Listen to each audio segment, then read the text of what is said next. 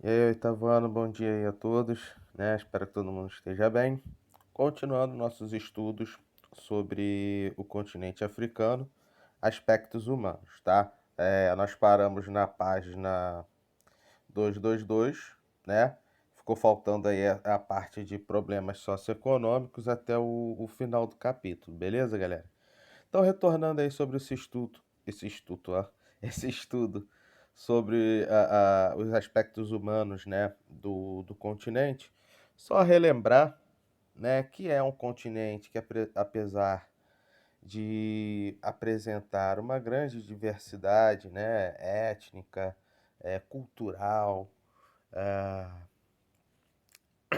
entre outros aspectos, né, que, que, que, que deixam ou trazem, né, uma grande importância para os povos africanos, a África sempre foi, ou melhor, né, suas sociedades sempre tiveram sérios problemas, né, sociais.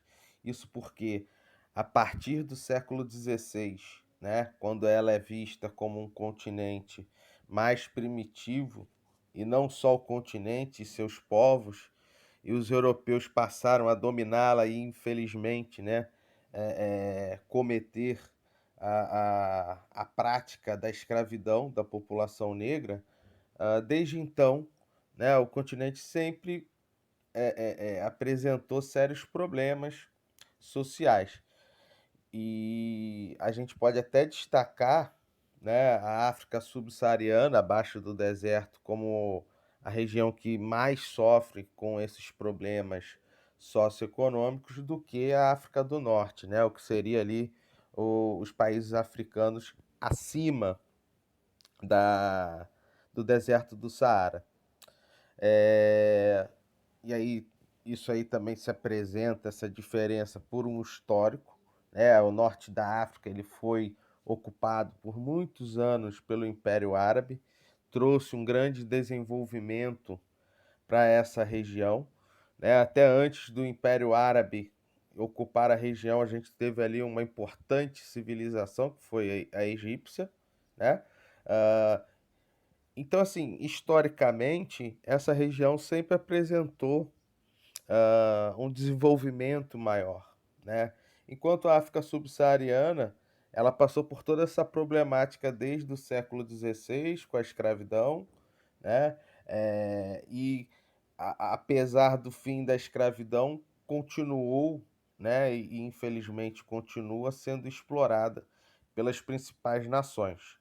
É claro, depois da escravidão, o grave problema que acarreta para toda essa problemática social do país foi a nova colonização, que é o neocolonialismo europeu ou imperialismo europeu. Final do século XIX, início do século XX, as grandes nações europeias ocupam, né, o território, o continente africano e dividem, né, as áreas de acordo com seus interesses, né, que foi formar futuramente os diferentes países, né, que compõem hoje o continente africano. Então, dos problemas sociais que a gente vai observar dentro do continente, a gente destaca principalmente a fome, miséria, né, que vai acarretar problemas também em relação à saúde. A gente tem uma educação quase inexistente nessa África subsaariana, os investimentos são quase nulos, até mesmo por uma grande problemática, né, socioeconômica. Né? E quando a gente fala assim que não existe educação, não é que não tenha, né, nenhum tipo de unidade escolar, é que a população mais pobre e que infelizmente é a maior parte da população desses países não tem acesso, um acesso normal, né, à atividade educacional. E aí, enquanto uma parcela mínima da população desses países, né, que é considerada elite, é que vai ter acesso à educação. Toda essa falta, né, de acesso à educação vai acarretar futuramente e vem acarretando nesses problemas socioeconômicos, né, do continente. Um outro grave problema relacionado à questão é, desculpa, a falta de emprego, né? Por graves problemas instaurados na sua economia, como forte exploração da elite nacional e estrangeira, ah, o foco, né, da produção econômica em atividades primárias, que é a agricultura, a pecuária, extrativismo mineral, que acaba, quando gera muita riqueza, fica na mão dessa pequena elite ou das indústrias estrangeiras, né? Ou são atividades que não vão gerar tanto lucro assim, como a agricultura praticada no continente. A maior parte é uma agricultura de subsistência. A agricultura comercial, toda ela são praticadas por empresas estrangeiras e voltada para o mercado externo, né? Ah, então, assim, o que acarreta, né? O que vai resultar nessa forte problemática da, da pobreza, em poucas palavras, é a exploração, né? Que a população desse continente vem sofrendo ao longo da história. E após, né, esse período de exploração, que aí foi o processo de independência desses países africanos, a partir da segunda metade do século XX, você tem os europeus saindo e largando esses países. Largando em que sentido, né? Eles não deram um apoio para essas nações se organizarem, né? É um caminho a partir dali, né, de como iriam governar. Não é que os europeus tinham que ensinar os africanos, não é isso. Mas qualquer governo, a entrada de um governo, a saída de um governo e a entrada de outro, a gente tem um processo que se chama transição de governo. Então, naquele momento, quando os europeus estavam deixando os países africanos e os tornando independentes, o certo seria ter uma transição, um trabalho em conjunto, né? Então, por exemplo, a saída dos britânicos da África do Sul, né? Não, foi o melhor exemplo. Falei besteira, que ali a África do Sul é uma exceção que ocorreu. Belgas saindo de Ruanda, tá? Não existia ali uma relação já complicada, porque você tinha dois povos em Ruanda, Tutsis e Hutus. Os Tutsis eram aliados dos belgas, né? Foram escolhidos pelos belgas para estarem próximos e governar o país, né? E os Hutus ficavam marginalizados. Os belgas não promoveram nenhum tipo de transição, nem com os Tutsis, que eram próximos dele, muito menos com os Hutus. Chegou a data de deixar, né, a Ruanda, foram embora sem nenhum tipo de organização. Os Tutsis, a minoria do país tentando, né, uma governabilidade, tendo que controlar o maior grupo étnico, né, do país, que é os Hutus. E um grupo que veio sofrendo na mão dos belgas e queria, né, descontar em alguém tudo que sofreu ao longo dessa ocupação. Quem sofreu foram os Tutsis. Então a gente teve ali o início de uma guerra civil, que se estendeu da década de 70 até o início dos anos 2000. Né? Nos anos 2000 alcançou a paz, mas essa guerra, e mais para frente a gente vai ver essa figura, criou gerações de refugiados. Né? O que são os refugiados? População de um local que é forçada a fugir, principalmente por algum tipo de perseguição ou conflitos. No caso de Ruanda, né, você tinha os Tutsis fugindo do país pela perseguição que começaram a sofrer é, dos Hutus, beleza? Então, assim, desde esse processo de independência que não foi feito de forma correta, né? E até os dias atuais, que as grandes nações só olham para o continente africano para explorar, né, os seus recursos, a condição de vida da população africana, em nenhum momento ela melhorou. É claro, a gente tem a exceção da África do norte da África, com os países, né, que foram ocupados pelo Império Árabe, e Nigéria, por ser extremamente rica em relação a petróleo, mas mesmo assim tem outras problemáticas, né? A população tem condição de vida melhor, mas existe ali uma tensão entre radicais islâmicos o restante da população nigeriana, né? Ocasionando vários casos de terrorismo. Mas é um país mais rico devido ao petróleo, está dentro da OPEP, né? Dá melhores condições de vida, né, socioeconômica para sua população. E a África do Sul, que dentro do continente todo é o país mais desenvolvido, né? Apesar de não ser uma grande potência mundial, mas para o continente, né, é o país mais desenvolvido. Dos demais, os países são extremamente pobres, tá? É, é, é, e aí a gente olha números da ONU, por exemplo, né, em relação à população, ela usa, né, por exemplo, os indicadores de pobreza, né, para tentar identificar a condição de vida das populações pelo mundo. E em relação às condições de extrema pobreza, né, aqui no livro está até inferior a $1, mas não é isso. A extrema pobreza é menos de $1, também não muda muito, né? Menos de $1,25 por dia, dos 18 países do mundo, né, em que apresenta no total da população a maior parte vivendo nessas condições de extrema pobreza, 14 são países da África subsaariana. Então a gente consegue ter uma extrema noção, né, do que é a condição de vida nesses países. Para a gente entender melhor, né, o que seria $1,25 por dia. O dólar hoje está variando aí de 5 e pouco a R$ 6. Para a gente facilitar, então digamos que fosse R$ 5, né? 5 vezes o real. Então, a extrema pobreza, o que seria? Uma pessoa sobreviver com R$ 5,25 por dia.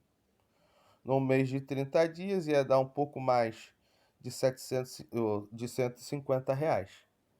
É claro, né, que é uma quantidade de dinheiro que impossível, né, para uma pessoa sozinha sobreviver, quanto mais para sustentar uma família. E aí acaba resultando em todos os problemas, né, ligados a essa pobreza. Seguindo aí, na 223, um dos problemas mais graves, né, socioeconômico do país, que é a fome, né? A gente acabou de ver ali no final dos problemas socioeconômicos, né, na introdução sobre os problemas socioeconômicos, que temos aí 14 países na África subsaariana, que a maior parte da população vive numa condição de extrema pobreza, muito, né? Porque são países onde a economia está diretamente relacionada à agricultura ou à agropecuária como um todo, mas ainda uma agropecuária tradicional, né, com recursos extremamente rudimentares, né, primitivos, que não geram uma produção elevada, muito menos a rentabilidade para as populações. Na realidade, é uma agropecuária de subsistência, né? Então, uma agropecuária para sobreviver, né? Além desse problema, né, tecnológico, vamos dizer assim, que é ocasionado pela falta, né, pela falta de condição econômica, você ainda tem algumas regiões que, além desses problemas ou desses fatores, né, melhor dizendo, estou repetindo muito problema, Deus me livre. Além desses fatores que eu acabei de falar, você tem a condição climática.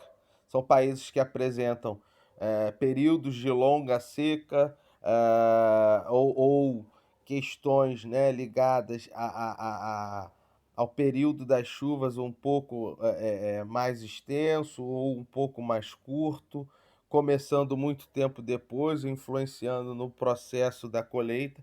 Então São conjunto de fatores que a gente vai observar dentro do continente que acabam acarretando na expansão, na verdade, da pobreza em si, tá?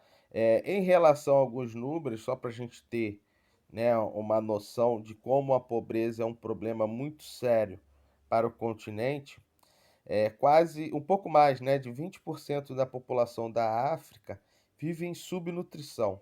Então, o que elas se alimentam por dia não é o nível, né, indicado, por exemplo, pela o Programa das Nações Unidas para Alimentação e Agricultura.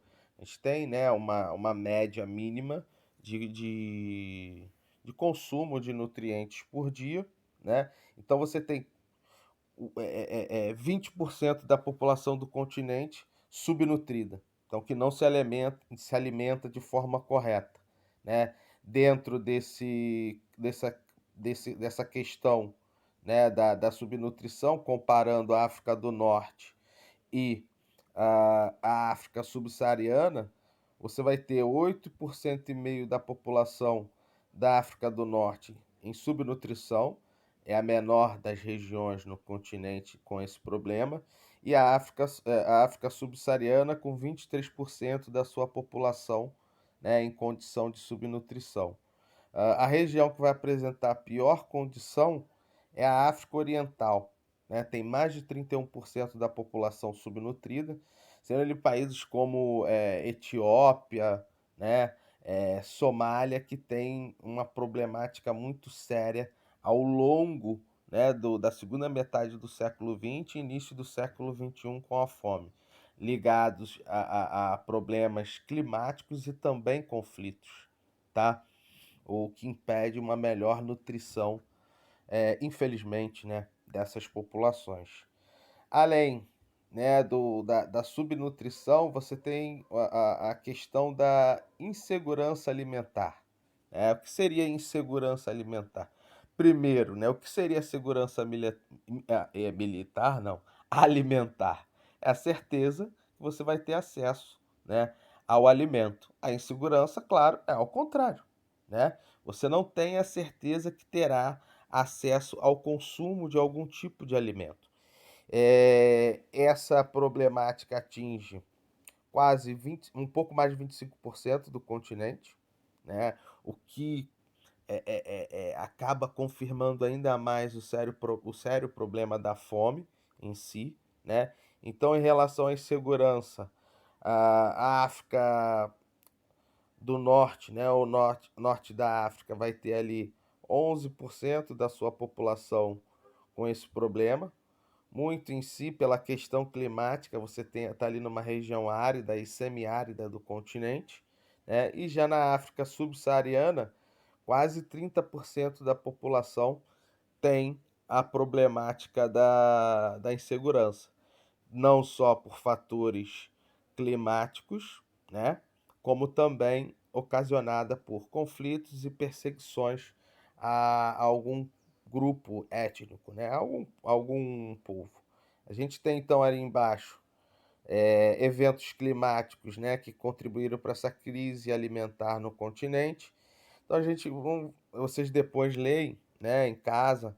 Vou só dar uma passada rápida aqui para vocês entenderem, né? Então aqui primeiro a gente tem a questão das secas, né? E aí você vai ter esse grupo de países que tem grandes períodos de seca influenciando no acesso, né, à comida, à alimentação, e países que têm não só o problema da seca, mas também conflitos que afetam o acesso ao consumo, como é o caso de Burundi e Somália. Depois você vai ter a questão de períodos secos ou baixa precipitação, então um alongamento maior do período da seca. Em qualquer região existe, um período de diminuição das chuvas, né? Ou mesmo o volume total dessas chuvas no ano ele ser reduzido, que seria essa baixa precipitação. Aí você tem ali a lista de países e com o Chad tendo não só esse problema, como conflitos. Variabilidade sazonal. né? O sazonal é algo temporário. Então, quando o período de chuva, até ele está bem explicado, ele inicia de forma mais tarde, né? Ele demora a iniciar, é claro que vai comprometer, por exemplo, o cultivo, né? E até mesmo a criação de animais. Depois, início tardio da estação chuvosa, né? Demorar para iniciar o período de maior precipitação no país e até mesmo o excesso dessas chuvas, né, inundações também prejudicam, né, a áreas de cultivo e criação. E por último aí, secas e outros eventos climáticos. Além da seca, né, o continente africano, você viu aí, tem áreas que sofrem também com inundações, né? Além de inundações, a gente tem as tempestades de areia, às vezes podem durar apenas minutos, horas, mas podem durar também entre dias e semanas. E uma tempestade de areia que dura pelo menos 2, 3 dias em cima de uma plantação vai afetar diretamente toda a sua produtividade. Beleza, galera? Avançando aí, um segundo problema muito sério, né, do país em relação a essa questão socioeconômica é a questão da saúde, né, e aí principalmente por ser um continente com uma parte dos países pobres, né, com pouco acesso à educação e, consequentemente, à saúde, as doenças se tornam epidemias, né? Ficam basicamente descontroladas dentro do território. E uma delas, a que chama ou que acaba gerando maior destaque, é a AIDS, né? Você tem ali no continente mais de 36 milhões de pessoas infectadas pelo vírus da AIDS. A gente está falando, né, de 3 gerações, basicamente, da população africana infectada. Né? Para vocês entenderem melhor, imagine um avô, o pai e o filho pequeno com o vírus já na corrente sanguínea, porque, né, pai e mãe, ou pai ou a mãe tem o vírus, o bebê está diretamente ligado, etc. Principalmente, né, no caso eu falei o pai e a mãe não, mas a mãe, por exemplo, se for infectada com o vírus, o neném também vai nascer com o vírus, né? Então é um problema muito sério, é um problema de saúde pública, é um pouco, né, de ignorância da população pela falta de acesso à educação, acesso ao conhecimento, então se torna ignorante ao sentido literal, né, da palavra. É, é, é... E aí o que chama atenção, por exemplo, né, 36 milhões de pessoas que vivem com AIDS no mundo. Dos 36 milhões, 25 milhões, né, 25 milhões e meio estão na África subsaariana, tá?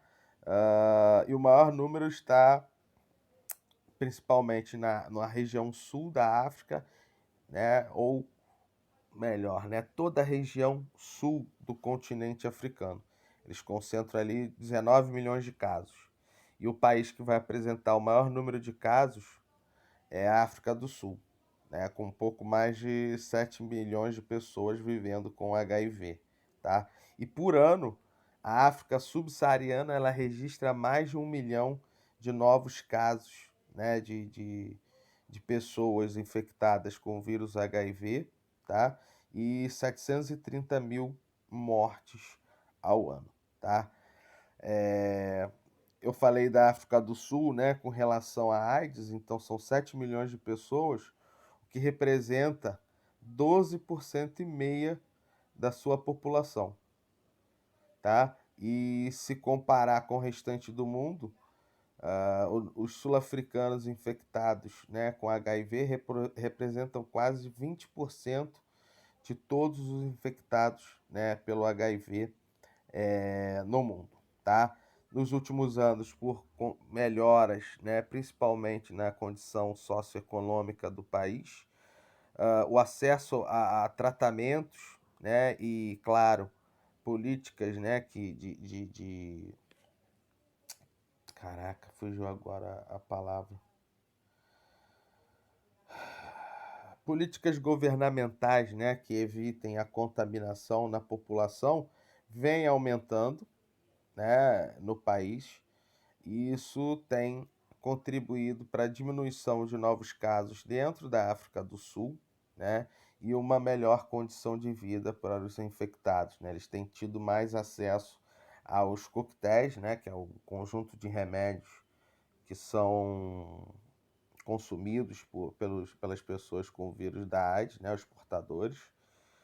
É, e o que traz, né, para essas pessoas uma melhor condição de vida.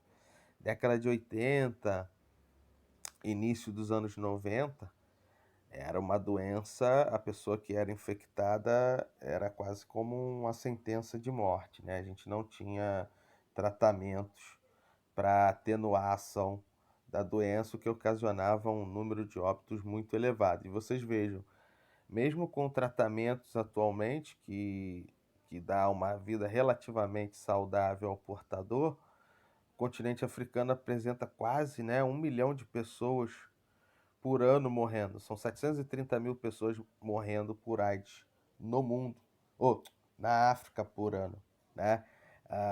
E por que esse número tão alto? Países pobres, o tratamento é muito caro, né? E acaba impedindo com que a população africana tenha um acesso direto a esse coquetel, né, contra o vírus. Beleza? Uma outra doença aí que a gente deve destacar, até a imagem tá chamando a atenção, né, que é o Ebola. Também é um vírus, uma doença extremamente letal, né, que de tempos em tempos você tem um pico, né, de epidemia dessa doença. Ah, os países, né, o Congo é um dos países que mais sofre com a ação, né, do Ebola, tá? E foi como eu falei, é uma doença extremamente letal e ela vai aparecer a partir de surtos, né? Vai ter, de tempos em tempos a gente tem um aumento do número de casos, tá? Além da AIDS e Ebola, que são doenças extremamente letais para a população africana, a gente não pode esquecer que a África está numa região tropical, portanto, também apresenta uma série de doenças típicas de países tropicais. Aí a gente tem em destaque aí a dengue, que a gente vai ter aqui no nosso país, né? Febre amarela, malária, doença de Chagas, né? O Zika, né? Tem o Zika vírus, chikungunya, tudo isso também ocorre no continente africano, e acaba, né, resultando numa piora ainda maior na condição de vida da população desses países, tá? Seguindo ainda falando sobre essa questão dos problemas socioeconômicos, a gente tem o IDH, né? O IDH é o Índice de Desenvolvimento Humano, ele mede a questão da expectativa de vida, o nível de educação e a renda per capita, né? A renda por pessoa. O continente africano, infelizmente, né, tem um IDH, a maior parte dos países, né, tem o IDH considerado baixo, médio e baixo, e com poucas exceções em níveis, né, que é considerado alto e muito alto. Um, os fatores em si, né, que indicam essa problemática a gente tem visto, né, acabou de ver um, que é a questão da saúde, né, com doenças, né, se tornando fortes epidemias, resultando num número elevado de mortos por ano, né, uma alta taxa de mortalidade, e que acaba ocasionando uma expectativa de vida muito baixa para o continente. E aí, dentro do continente, se a gente separar por regiões, aquela que a gente chama de África subsaariana, por exemplo, a expectativa de vida fica ali em torno de 44 anos. É como um adulto dessas regiões só vivesse até os 44. É muito pouco, né? Enquanto países desenvolvidos você tem, a média, né? Claro que vai ter países com uma expectativa de vida maior, mas na média 78 anos, né?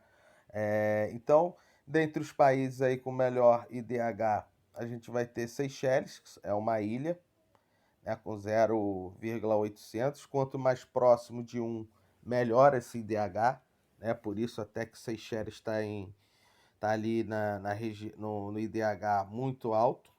Depois, o grupo alto, que é, para vocês terem uma noção, é onde se coloca o nosso país, né? O Brasil tem um IDH alto, aí os principais ali, Ilhas Maurício, Argélia, no norte da África, e Tunísia também, no norte da África.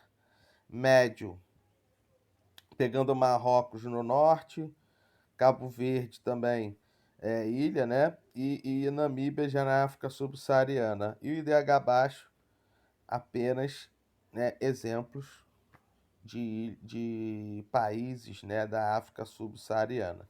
A gente vai ter aí uma coisa que eu esqueci de falar: o país com IDH mais baixo do mundo está no continente africano, que é a República Centro-Africana. Tá? O seu IDH fica ali em torno de 0,300 alguma coisa, né? O que indica um acesso muito limitado à educação, a expectativa de vida muito baixa, né? E a renda da população também extremamente baixa, tá? Aí seguindo, gente, na 225, por essa condição, né, de extrema pobreza do continente, a África vai apresentar grandes fluxos, né, migratórios.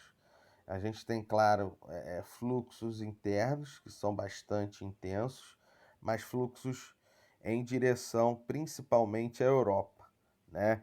É, boa parte, a parte, né, inicial desse fluxo de emigrantes, né, de saída de africanos do continente, infelizmente se dá no período das grandes navegações, com a escravidão, né, da população da África subsaariana. Tivemos um intenso fluxo de imigrantes no norte, né, com a ocupação do Império Árabe, tá? É, e atualmente esse fluxo ele é principalmente de emigrantes, então a saída, né, de populações da África para outras regiões.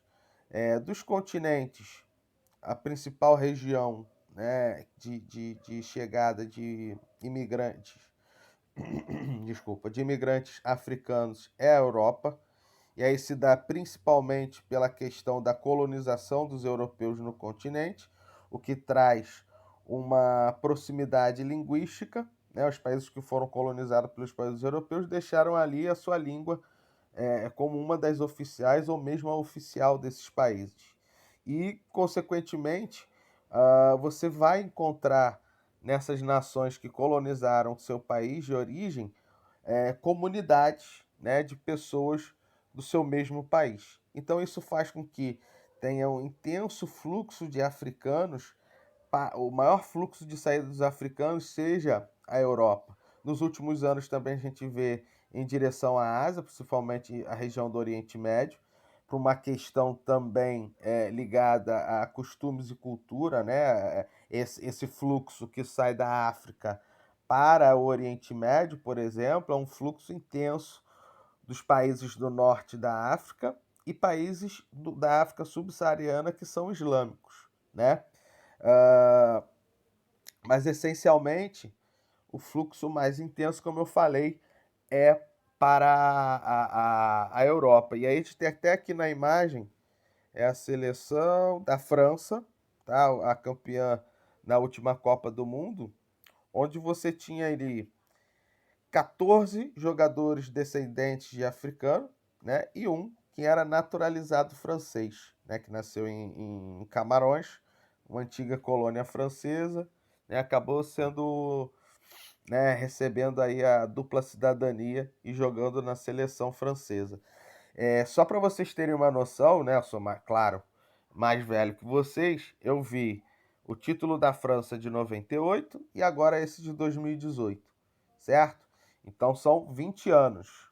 Né? Em 98, se eu não me engano, posso falar até com tranquilidade, nós tínhamos ali 6 a 8 jogadores dos 22, né, 23 que compõem o grupo da seleção, eram descendentes de africanos ou africanos que jogavam na seleção da França. 20 anos depois, vocês vejam, saiu de 6 a 8 jogadores para 15 do total desses 23, né? Se tornaram maioria. Então dá para a gente identificar esse intenso fluxo, né, de imigrantes saindo, né, do continente africano para a Europa, até porque a Europa tem, né, essa região da Europa, que é a Europa Ocidental, para onde eles se dirigem, é uma região de países desenvolvidos, né, de IDH extremamente alto, onde as condições de vida são melhores do que no próprio continente africano. Tá? Seguindo aí na 226, a gente vai ver já a questão dos fluxos ou das migrações internas. Movimentação desses africanos, né, as migrações das populações africanas dentro do próprio continente. Apesar de ter um fluxo de saída, né, grande, se a gente olhar separadamente, tá, a movimentação migracional, as regiões vão se diferenciar, tá? Então aqui para facilitar, vou aumentar logo o infográfico. Então aqui, ó, logo de cara, África do Norte, mapa aqui que está em verde, certo? Maior fluxo de movimentação migracional é, parará, cadê? 658 mil saem para o resto do mundo. 246 mil pessoas se movimentam dentro da própria África do Norte e 1 milhão de pessoas saem da África. Opa, não, eu falei besteira, gente. 658 mil são pessoas de outras regiões africanas e chegam na África do Norte.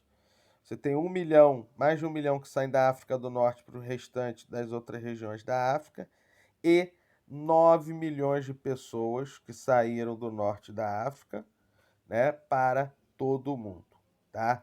Desse total aí, a maior parte do Sudão, 53%, depois Líbia, Argélia, né, e os outros países. Então aqui você tem o fluxo de imigrantes, né, para o exterior, certo? No norte da África. A África Ocidental, tá? Que seria a região leste ou oeste, abanhada pelo Oceano Atlântico, ok? Fluxo dentro da própria África Ocidental, que seria a migração. Botei para não perturbar e fica aparecendo as coisas. Aqui, ó. Migração intrarregional é dentro da própria região, né? Então, dentro da África Ocidental, a movimentação de pessoas foi em torno de mais, ou em torno, não, em mais de 5 milhões e 700. Saindo da África Ocidental para o resto do mundo, 2 milhões e 400. De outras regiões africanas para a África Ocidental e da África Ocidental para outras regiões, variou ali 150 mil a 400 mil. Em resumo, o fluxo migratório dessa região é muito mais interno, né? Você teve ali mais de 5 milhões e 700 mil pessoas se movimentando dentro da própria região. Então, o fluxo migratório da África Ocidental é intrarregional, né? África Central também vai apresentar, África Central vai apresentar uma interregional, então saindo da África Central para as outras regiões, olha lá, mais de 1 milhão e 300 pessoas, tá? Uma característica da África Central, migração interregional.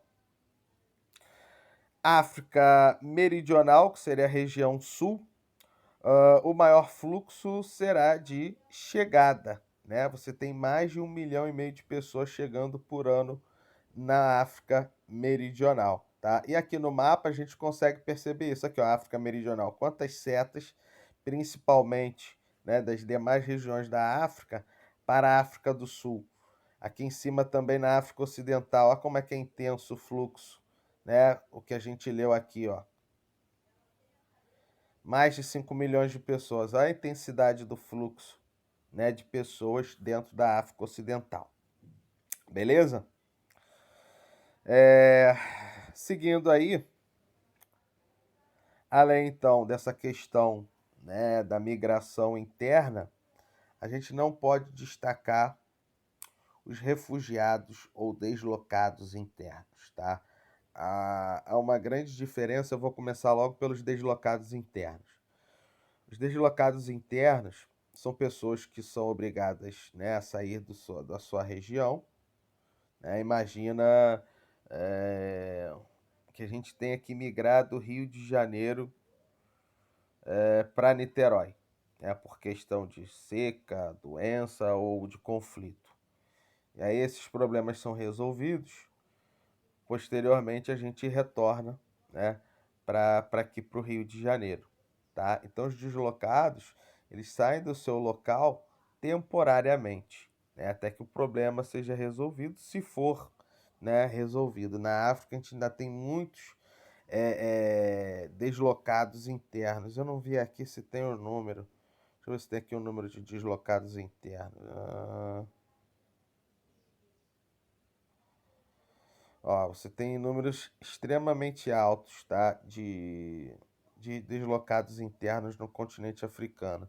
Eles ultrapassam ali os 5 milhões de pessoas, tá? Que se movimentam internamente, tá? Esses deslocamentos, então, como eu falei, e também, né, os refugiados, que aí já são pessoas que se deslocam dos seus países para ou outros países do continente africano, né, buscando segurança, ou para o restante do mundo, tá? É... Tanto os refugiados quanto os deslocados internos, tá? Eles surgem principalmente por conflitos, tá? Ah, perseguição ou risco de morte, né? Que além dos conflitos pode estar ocasionado ao clima, a epidemias, tá? Ou perseguições religiosas que vão resultar na morte de pessoas, tá? É, dos países que apresentam o maior número de refugiados no continente é o Sudão do Sul. Você tem ali uma perseguição étnica religiosa, né? Os árabes do país perseguem os não árabes, né? Então temos ali mais de 2 milhões de refugiados. Ah, desses refugiados do Sudão do Sul, boa parte se refugiou em Uganda, tá? E outra metade dentro do Sudão, tá? A Somália é um outro país que apresenta um grande número de refugiados, são mais de 1 milhão. Você tem ali um conflito civil desde a década de 80. Uganda também, pela mesma questão de guerra civil, apresenta ali um grande número de refugiados, tá? Os deslocados internos, como eu falei, eles são forçados a sair de forma temporária, né? Ah, então a gente vai ter até um número maior do que os refugiados, porque já que o continente apresenta sérias restrições, né, climáticas para a ocupação de grande parte do território, constantemente a gente vê um nomadismo, né, uma circulação de pessoas por diferentes países do continente, tá? Então por isso até o número acaba sendo um pouco maior do que o dos refugiados, apesar do número de refugiados também ser extremamente elevado. E até no início, né, de 2010, que teve a Primavera Árabe, né, onde países ali do norte da África e Oriente Médio, né, a população foi às ruas para pedir a saída de imigrantes, resultou os países que não alcançaram o seu objetivo da primavera, resultou em guerras civis que criaram um grande fluxo, né, de imigrantes pelo mundo. No caso da África, a gente teve, né, um grande fluxo saindo da Líbia, né? Por exemplo, após a Primavera Árabe. Beleza? Fechando então, né, esse conteúdo dos aspectos humanos, vocês façam aí os exercícios da 228, né? Se não é 229 tem. Só 228, tá? Além dos exercícios, né, lá do SAI. Qualquer coisa eu tô aí no Classroom, tá? Só